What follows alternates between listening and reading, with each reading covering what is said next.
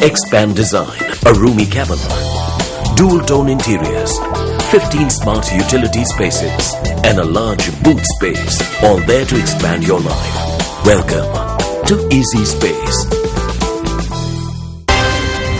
We're moving on to those stories in detail now. The Disaster Management Centre says the persisting drought has affected more than 2 million people. The DMC notes that 14 districts have been blighted by this drought, with the districts of Polonnaruwa and Munaragala among the worst affected. Newsfirst Sangit Kalubovila reports from Madrigiriya, Polonnaruwa.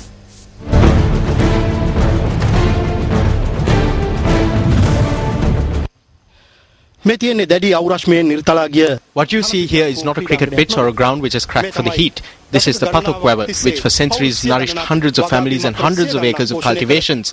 Today the severe drought has caused this to completely dry up. I am here in the village of Pathok Weber, which comes under the purview of the Madrigiriya Divisional Secretariat in the Polonnaruwa district.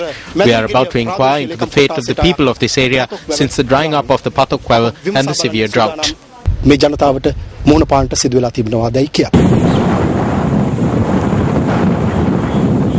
The people of Madrigiriya in Polonnaruwa have been suffering from the drought since December last year. Villages from Pathok Weber, Badiga Weber, Godapotta, Kumbukunavala, Kandurugas Weber, Nikahena and Migas Weber are among the worst affected.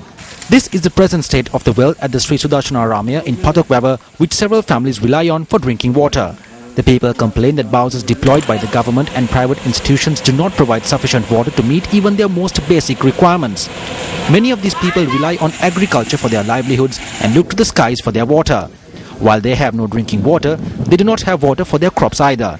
Villagers say their crops have wilted away over 4 harvest seasons. Newsfirst Sangit Kalubovila also uncovered another side to the suffering of the people of Pathok Weber and the surrounding villagers.